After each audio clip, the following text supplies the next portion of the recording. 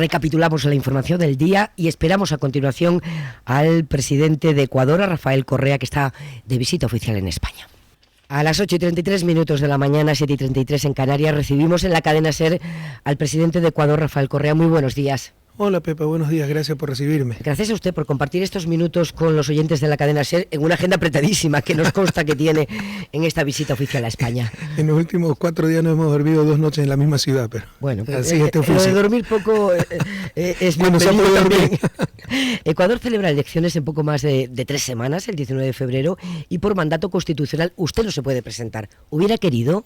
No, de hecho hubiéramos podido establecer la reelección inmediata, pero yo mismo insistí en poner una transitoria para impedir mi postulación, porque si hubiera sido necesario, ahí hubiese estado, ¿eh? Tenemos una inmensa responsabilidad sobre nuestros hombros, no estamos aquí por nosotros, sino por servir a nuestro pueblo, pero vimos que las condiciones eran adecuadas para que alguien tome la posta y continuara el proyecto político, entonces yo mismo insistí en la transitoria para impedir mi postulación. Hace poco dijo que se retirará del todo de la política porque su presencia sería demasiado perturbadora. ¿Para quién? Sobre todo para un gobierno nuestro, porque bueno, 10 años gobernando el país, pues mi presencia ha sido algo importante. Entonces mejor retirarse y dar total libertad al nuevo gobierno a que tome las decisiones que crea conveniente. Usted no quiere ser un jarrón chino, así llama el presidente González, Felipe González, a los expresidentes. Jarrón chino, todos saben que son muy valiosos, pero nadie sabe dónde rayos ponerlos. Ya, hablaremos enseguida de Ecuador, pero es inevitable empezar por el elemento que ha cambiado en una semana el cuadro geopolítico mundial, por Donald Trump. Él y su guerra contra la inmigración, contra los refugiados y contra los ciudadanos inocentes de 7 países que por el mero hecho de tener esa nacionalidad no pueden entrar a Estados Unidos desde este fin de semana. Es realmente una situación insólita. No, es impresionante lo que está pasando, se vienen tiempos duros, pero yo creo que también tiempos interesantes y tiempos de oportunidades. Mire, las movilizaciones que se están dando al interior del mismo Estados Unidos no se habían visto desde la guerra de Vietnam, desde la lucha por derechos civiles, o sea, algo se está moviendo. Su política anti-inmigración, además en concreto, impacta de lleno en la comunidad latinoamericana por el muro, y no tanto por el muro, sino por lo que significa, porque veremos a ver qué muro se construye, ¿no? Si ya hay una valla. Pero es ingenuidad extrema. Por eso, por su relación con México, ¿no? Demasiado elemental, un discurso político que piensa que construyendo barreras, muros, se va a impedir la migración. La migración, como dice el Papa Francisco, se va a impedir con solidaridad, con humanidad, repartiendo la riqueza a nivel mundial, llevando paz, progreso a todos los rincones del planeta. Pero yo quería saber si más allá de los acuerdos o desacuerdos que todos los países vecinos tienen, lo que puede haber en Centroamérica, con México, si va a haber alguna estrategia regional, si la van a poner en marcha para responder juntos a la agresividad con México que está demostrando Donald Trump. Bueno, vengo de la 5ª cumbre de la Comunidad de Estados Latinoamericanos del Caribe en República Dominicana, y en el primer punto, prioridad en la agenda, fue la defensa de nuestros migrantes, pero sí podría decirle que todavía falta un discurso consolidado y frontal para responder pues a las políticas del nuevo presidente de Estados Unidos. ¿Y cómo habría que responder, presidente Correa? Bueno, con una postura regional de defensa a la principal movilidad, que es la movilidad humana, defensa de los derechos humanos, recordándole a Estados Unidos que ellos han sido un país de migrantes, recordándoles que nosotros como Latinoamérica hemos sido una región también que ha recibido migrantes, por ejemplo, españoles en la Segunda Guerra, en la Guerra Civil Española, ¿no? No solo en materia de inmigración, en materia de inversiones y de comercio. ¿Es posible que Europa ocupe un lugar distinto ahora en las relaciones con Latinoamérica si finalmente Trump, como parece, encierra a Estados Unidos en sí misma? Eso esperamos, ¿no? Mire, con todo respeto, sí creemos que ha habido un retroceso en ciertas clases de políticas en Europa. Hay países europeos y la región como región, tal vez en los últimos años ha sido más neoliberal que el propio Estados Unidos, pero Europa tiene un pensamiento mucho más ilustrado, ha sido cuna de la iluminación, de muchas cosas. Entonces, yo creo que puede desarrollarse desde Europa pensamiento para contrarrestar esas posturas radicales de la presidencia de Estados Unidos y acercarse más a América Latina en esa lucha. Y no solo para compartir valores, le preguntaba por la economía, si se abre ahí una ventana de oportunidad para tener relaciones más profundas, de inversiones, de comercio. Sí, pero a nosotros no nos gusta mercantilizar las relaciones con otros países, con otras regiones. Las relaciones entre países van mucho más allá que el simple intercambio comercial, que es importante, pero no es lo único importante y no necesariamente es lo más importante. Cierra usted una década al frente de Ecuador. Doy por descontado que su balance positivo es lo primero que ha dicho, por eso ha considerado oportuno que se podía producir un relevo natural en la candidatura a la presidencia. ¿Le queda alguna frustración? Por supuesto, muchas, ¿no? ¿Cuál? Mire, como dijo una sencilla campesina ecuatoriana en un discurso en la inauguración de una carretera allá en Pueblos Olvidados, me dijo: presidente, Sabemos que falta mucho por hacer, pero también sabemos que nunca se ha hecho tanto como ahora. Por ejemplo, nos hubiera gustado avanzar mucho más en la lucha contra la desnutrición infantil. ¿Y se arrepiente de algo? De muchas cosas, por supuesto, en toda obra humana. Dígame alguna. Bueno, algunos nombramientos, por ejemplo, ¿no? Donde nos equivocamos, al nombrar ministros, presidentes de asamblea, etcétera, ¿no? Después de años de crecimiento económico con el precio del petróleo a su favor, es verdad, y creciendo por encima de la región, Ecuador ha estado creciendo por encima de la región, el último año justo de mandato fue un año que se cerró con el PIB en negativo. ¿Esto puede lastrar las posibilidades del candidato de su partido, de Lenín Moreno? Claro, siempre lo económico arrastra a lo político, pero déjeme hacer una acotación, ¿no? Usted dice por el alto precio del petróleo, lea informes internacionales, Boston Consulting Group, de lejos, pero de lejos, nadie se nos acerca. Ecuador ha sido el país que mejor ha aprovechado la riqueza petrolera para crecimiento, distribución, disminución de la pobreza. O sea, no es solo que tuvimos ingresos petroleros, los hemos sabido utilizar. Y los 2 últimos años han sido durísimos. Cuando nos ha ido bien hemos tenido el agua hasta el cuello. Y cuando hemos tenido dificultades hemos utilizado snorkel para no ahogarnos, ¿no? Porque lo que se ha visto en los últimos 2 años no se había visto en los últimos 30 años. Se nos desplomaron 40% las exportaciones. Por primera vez, no solo petróleo, banano, camarón, flores, etcétera. Por primera vez, desde que somos exportadores de petróleo, el gobierno central no recibe un centavo. Yo llevo 2 años gobernando sin un centavo de ingreso petrolero. Por el contrario, tuvimos que dar 1.600 millones a las petroleras para que no quiebren, como estaban quebrando petroleras alrededor del mundo. Y frente a esta clase de situaciones que los economistas llamamos choques externos, se requiere depreciar la moneda. No tenemos moneda nacional y el dólar ha hecho exactamente lo contrario, apreciarse. Por eso le llamamos la tormenta perfecta. Pero pese a todas esas dificultades más otras, desastres naturales, contingencias legales, ya la economía está creciendo.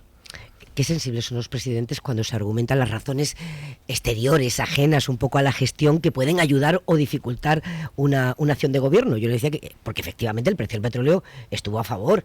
Otra cosa es que se gestionara bien, pero que estuvo a favor. Bueno, pero lo digo porque eso nos pasa también. Ha estado a favor en México, en Venezuela, en Qatar, en Arabia. Eso nos pasa aquí también con el presidente del gobierno cuando decimos. Pero es que mire si se han logrado las las victorias, los alcances que hemos logrado. Si se ha alcanzado lo que se ha logrado en Ecuador, ¿no? Los españoles vimos venir muchos ecuatorianos en los primeros años 2000. Esa tendencia se ha revertido. ¿Sí? Con la crisis económica en España incluso se van, vuelven, regresan a su país. Ustedes acaban de aprobar una ley orgánica de movilidad humana, ¿no? Sí. ¿Qué representa eso para los emigrantes? Para nosotros la movilidad humana es un derecho humano y de los fundamentales derechos. Yo no entiendo como economista una globalización que promueve cada vez más la movilidad de capitales, la movilidad de mercancías y criminaliza la principal movilidad que es la humana. Es una contradicción que no sabremos explicar a las futuras generaciones. Ecuador garantiza la movilidad humana y significa que los migrantes que quieran residir en nuestro país gozan de todos los derechos, todos los servicios, pero también en este momento tenemos políticas públicas a favor de los migrantes ecuatorianos residiendo alrededor del mundo. Ya no van a ser políticas públicas, con la ley van a ser obligaciones de Estado. Y con los que volvieron, los que han vuelto, es una curiosidad personal, los que han vuelto en estos años de crisis en España, ¿qué han hecho por ellos? ¿Han tenido fácil lo de insertarse? Por supuesto que han tenido apoyo. Hay el plan de Bienvenidos a Casa, donde se exonera de impuestos a su menaje, hay créditos, hay proyectos, se ha ayudado a miles, pero por supuesto no podemos garantizarle la felicidad a todo migrante. Algunos creen que el Estado debe garantizar hasta el matrimonio feliz, etcétera, etcétera. ¿Usted cree que no, verdad? Hacemos lo que podemos. ¿Usted cree que no? Que el Estado no puede garantizar eso. Bueno, yo le puedo decir, ayer justo estaba leyendo las declaraciones de una feminista que decía que el Estado es el que tiene que garantizar que no se maltrate a la mujer dentro de la familia, que la pareja tenga una relación armoniosa. Pues el Estado tiene límites, por favor. Pero sí puede proteger a las víctimas de la por violencia supuesto, machista. Proteger derechos. Pero acababa de escuchar la noticia de un femicidio aquí, en España. Dos, en 24 horas. Imagínense. Y se puede. Entonces, se trata de procesos de educación, de valores, de principios. También responsabilidad individual, responsabilidad familiar, responsabilidad de la comunidad. No todo lo puede hacer el Estado. Y mire, se lo dice un gobernante de izquierda. ¿Pero a usted le preocupa la violencia machista? Por supuesto, pues. Y hemos sido los que más hemos luchado contra el machismo y hemos nuevamente obtenido logros históricos, ¿no? Por ejemplo, equidad de género en la Asamblea Nacional, en la Corte Nacional de Justicia, gran participación de la mujer que llegó hasta el 40% en nuestro gabinete ministerial. Y el Estado tiene que proveer recursos para la igualdad. No es tenemos eso, no enfoque es eso de de lo que género, estamos hablando, tenemos ¿no? enfoque de género. Yo lo que le estoy diciendo es que hay comportamientos individuales y opciones individuales con quien se casa, con quien no, en que el Estado no puede intervenir, pero algunos piensan que en todo debe intervenir el Estado. ¿Han notado ustedes el descenso de remesas? Porque las remesas que Por mandaban supuesto. los emigrantes eran muy importantes Por para la supuesto. economía, ¿no? Mire, los migrantes salvaron al país. Después de la crisis del 99, producto de la irresponsabilidad de la banca y del fundamentalismo neoliberal, desregularon el mercado financiero, bajo el fundamentalismo de que solito se equilibraba. Se equilibró también que se hicieron préstamos ellos mismos, mandaron la plata afuera, hicieron palacios monumentales con la plata de los depositantes y nos llevaron a toda la ruina, congelaron los depósitos un año, esos depósitos perdieron 60% de su valor, explotaron a la gente y millones de personas, Ecuador no era un país de alta migración, millones de personas empezaron a salir del país en pocos años. Fue una desestructuración social, familiar, ahí sí, sin precedentes en historia. Un desgarro, claro. Y fíjese la contradicción, a los 2 o 3 años, la banca volvía a romper récord en utilidades. Y esa plata la mandaba fuera del país, en nombre de falsas promesas. Y esa gente que fue expulsada de su propia patria, por la falta de oportunidades, que vino a Madrid, a Valencia, a Murcia, a ganarse el euro con sudor, con sacrificio, no se olvidó de su patria. Mandaban esas remesas y esas remesas fueron las que sostuvieron a la economía, a Ecuador. Después de esa crisis, lo salvaron los pobres, eso nunca debemos olvidar. Y ahora ha bajado, ¿no? Ha bajado. Muchísimo, muchísimo las remesas. Hasta el punto de notarse, pero de ya desequilibrar o no. Ya desde el inicio de nuestro gobierno, bueno, con nuestro gobierno se generaron nuevas fuentes de ingreso, se triplicó la recaudación tributaria, son ingresos propios, ¿no? Pero desde afuera mejoraron las exportaciones, etcétera, el ingreso de divisas, y eso hizo que la importancia relativa de las remesas desciendan. Presidente, en un análisis de CEDATOS, que es una compañía de Ecuador... No es muy seria. No es muy seria. No, terrible. Lleva 40 años trabajando. Sí, no significa nada. Sí, vamos. 40 años. Nos lo cuentan. ¿No se fía usted de las encuestas de CEDATOS? No, ni CEDATOS ni Mar, que son dos vinculadas claramente a ciertos partidos políticos. El dato que teníamos era que la corrupción ha irrumpido como una preocupación entre los ecuatorianos muy baja, con respecto, por ejemplo, a la economía o el empleo, que es la principal preocupación como en el resto del mundo. Está en un 18 y el otro en un 54, pero ha irrumpido como preocupación. ¿A qué se debe? Bueno, hemos tenido lastimosamente en los últimos meses casos de corrupción que hemos sido los primeros en denunciar y en investigar, ¿no? Pero otra clase de corrupción. Cuando llega al país, pues, las aduanas, costumbre repartírsela entre los partidos políticos y para robar. La empresa de telecomunicaciones, el negocio más rentable del mundo, perdía plata, ¿no? Porque era una cueva de ladrones. Hasta en el registro civil para sacar la cédula, si no pasaba plata, no podía sacar la cédula. Esa corrupción tolerada ya no existe. Esa corrupción evidente ya no existe en el país. Pero ¿cómo controla en un concurso abierto? Cuando ya tal vez hasta por mala costumbre una empresa corrupta y corruptora le da una coima a un funcionario deshonesto en una cuenta secreta de una empresa fantasma en un paraíso fiscal. ¿Cómo controla aquello? Y esos son los casos de corrupción que nos han saltado en los últimos meses. Me interesa mucho esta reflexión porque efectivamente nadie está libre de que le aparezca un corrupto en su equipo. Lo importante es no tolerar la corrupción, ¿no? Y no tolerar la corrupción es prescindir del presunto corrupto en el momento en que se detecta. Y aplicar todo el rigor de la ley y poner todos los controles necesarios. Pero insisto, lo hemos puesto. Pero ¿cómo controla una coima, un depósito en una cuenta secreta de una empresa fantasma en un paraíso fiscal? Que me digan la solución para eso. Su relación con los medios de comunicación es otro asunto delicado. Es un de asunto delicado. Love. Ya sé que le pone Amor los eterno. nervios este asunto, pero es un asunto delicado. A mí no me pone nervioso esto. Reporteros Sin Fronteras advirtió de la presión institucional sobre la prensa. La Comisión Iberoamericana de Derechos Humanos calificó la legislación ecuatoriana de la más restrictiva de toda la región. ¿Dónde está la Comisión Interamericana de Derechos Humanos? ¿Pero dónde está? ¿Usted ¿Dónde está la sede de la Comisión? Dígame. Yo sé el informe que presentó la relatora. Washington. El informe que presentó la relatora, presidente. Si pudiera hacer las cosas de otra manera, lo hubiera hecho. No, igualito. Corrigiendo algunos errores y tal vez con mayor firmeza, porque creo que uno de los mayores problemas. Ellos se quejan del acoso político. ¿A dónde nos quejamos del acoso mediático? De las mentiras que publican todos los días, la manipulación. Le doy un ejemplo. Acabamos de celebrar los 10 años de gobierno. Repletamos la principal avenida de la principal ciudad. En dos periódicos no salió una sola referencia. Cuando el año pasado hubo manifestaciones con la mitad de gente contra el gobierno, eran primera página y reportajes interiores. Eso se llama manipulación, eso se llama censura. Pero ¿dónde nos quejamos los políticos honestos frente al acoso mediático de una prensa frecuentemente deshonesta? ¿Usted cree que no es una legislación restrictiva? La ley de comunicación es extraordinariamente buena. El mayor miedo de esta gente es que otros países la repliquen. Por fin el ciudadano, primero, es una ley que va mucho más allá de los medios de comunicación. Defiende a los reporteros, a los periodistas, salarios mínimos, establece garantías laborales, porque uno de los mayores explotadores como patronos eran los medios de comunicación. Pero además empodera al ciudadano. Ya se puede exigir rectificación, derecho a la réplica. Antes eso no existía. Los responsables del diario El Universo fueron condenados a prisión, ¿no? Y a 40 millones por injurias al presidente. Hay 2 periodistas, estoy relatándole los datos que tenemos encima de la mesa. 2 Qué horror, periodistas, ¿no? Ahora hasta se pueden enjuiciar a los periodistas. enjuiciados por investigar unos contratos. ¿Lo volvería a hacer todo igual? Qué maravilla, dígame los 2 periodistas que están enjuiciados por investigar. No me sé los nombres, me han pasado que se da esta circunstancia. Seguramente estos son los Villavicencio, que fue periodista hace 2 años por correspondencia, y Clever Jiménez, que era asambleísta. ¿Y sabe qué es lo que dicen por investigar?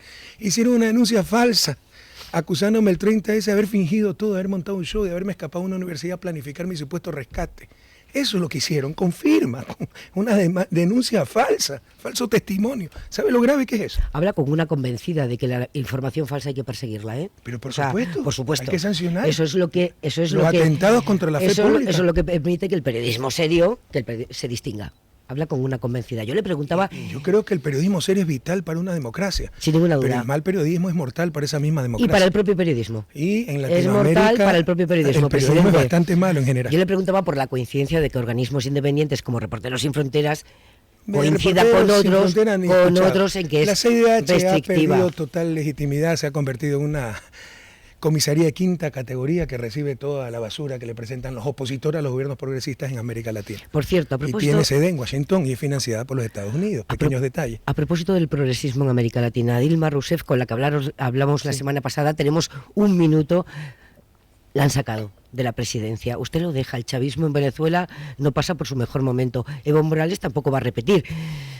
Bueno, Evo Morales, si se presentara el día de mañana, barre. Ya, pero no va a repetir. ¿Qué futuro le espera a la izquierda en América Latina? Un gran futuro. Mire, América Latina ya cambió. Esta sin duda es la década ganada, no solo para Ecuador, para toda la región. Y como dije, en la cumbre de CELAC, que es mi última cumbre, y me despedí de mis colegas latinoamericanos, podrá haber retrocesos, pero jamás nuestros pueblos permitirán que el pasado regrese. Una curiosidad, presidente, se va a ver con el rey y se va a ver con el presidente del gobierno español, sí. No políticamente, sino personalmente. ¿Con quién tiene más feeling? Bueno, la verdad es que me llevo muy bien con los dos y yo estoy muy agradecido. Bueno, al rey Felipe lo estimo muchísimo, pero al presidente Rajoy y al gobierno español, cómo nos ayudaron con el terremoto del 16 de abril. Esa fue una tragedia gravísima, la peor de los últimos 70 años en Ecuador, y cómo nos ayudaron para firmar el acuerdo comercial con Europa. Así que yo solo tengo palabras de gratitud para el presidente Rajoy. Presidente Correa, gracias por estar en la SER. Mucha suerte en la nueva etapa que inicia a partir de ahora y mucha suerte a Ecuador sobre todo. Muchísimas gracias a usted y un saludo a toda España y a todos mis hermanos, no solo ecuatorianos, latinoamericanos, de la patria grande, residiendo en esta tierra tan querida.